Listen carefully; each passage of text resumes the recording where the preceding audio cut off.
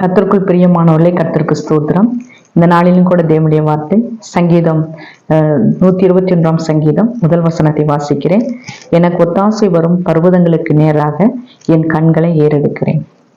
எனக்கு ஒத்தாசை வரும் பர்வதங்களுக்கு நேராக என் கண்களை ஏறெடுக்கிறேன். இந்த வசனம் ஒவ்வொரு நாளும் நாம் படிச்சிருப்போம். இந்த வார்த்தையை ஒவ்வொரு நாளும் நம்ம ஒவ்வொரு ஊழியக்காரர்கள் மூலமா இந்த வார்த்தையின் ஆற்றுதல் தேற்றுதல் ஒவ்வொரு வார்த்தையும் நம்ம கேட்டிருப்போம்.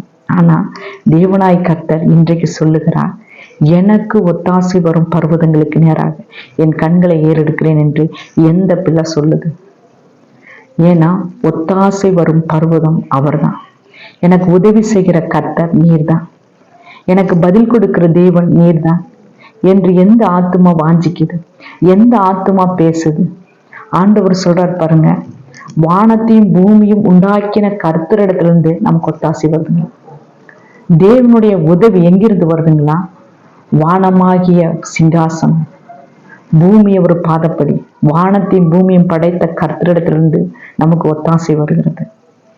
எல்லா நாமத்திற்கும் மேலான நாமம் படைத்தவர், எல்லா அதிகாரத்திற்கும் மேலான அதிகாரம் படைத்தவர், பரலோகத்தில் விற்றிருக்கிற எஜமானர் சொல்லுகிறார், உன் கண்கள் எனக்கு நேராய் நோக்கி பார்க்குதா?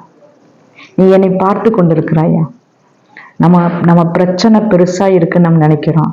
ஆனா படைத்த கடவுளுடைய கண்களுக்கு முன்பாக நம் பிரச்சனை துளி.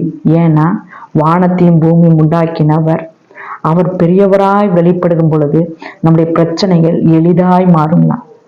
நாம் ஆண்டவர் சமூகத்துல ஒவ்வொரு நாளும் ஆண்டவரை பார்த்து கொண்டே இருக்கணும். ஆண்டவரே, இன்றைக்கு என்னுடைய காரியங்கள் எல்லாம் விண்ணப்பங்கள் எல்லாம் ஒப்படைக்கிறேன்ப்பா. இன்று எனக்கு செவிசாய்த்து பதில் கொடுங்க, இன்று எனக்கு ஒத்தாசை கொடுங்க, எனக்கு உதவி செய்யுங்க. மனிதனுடைய உதவி ஒரு நாள் என்ன செய்யுது? நமக்கு உதவி வந்து சேராது. அந்த உதவி விருதா என்கிறார். மனிதனை நம்புவதை பார்க்கலும் கர்த்தர் மேல் பற்றுதலாய் இருப்பதே நலம் என்கிறார். அவர் உதவி செய்கிறவர் வந்திருக்கிறார் என்று முதல்ல நாம் விசுவாசத்தோடு இருக்கணும்ல. ஆண்டவருடைய பிள்ளைகளா இருக்கிற நாம் ஒவ்வொரு நாளும் நம்மளுடைய கண்கள் அவருக்கு நேராய் நோக்கி பார்க்கணும். ஜெபம் பண்ண உட்காரும் பொழுதே பல சிந்தனைகள் யோசனைகள் வராதபடி, கவலை தூக்கி பிரச்சனைகளை தூக்கி வைக்காதபடி, சர்வ வல்லவர் எனக்கு துணை செய்வார், உதவி செய்வார் என்ற விசுவாசம் எந்த பிள்ளைக்குள் ஆழமா இருக்கோ அந்த பிள்ளைக்கு நிச்சயமாய் தேவனுடைய உதவி கடந்து வருங்களா. சர்வ வல்லவருடைய உதவி நமக்கு நேரம் இறங்கி வருங்களா.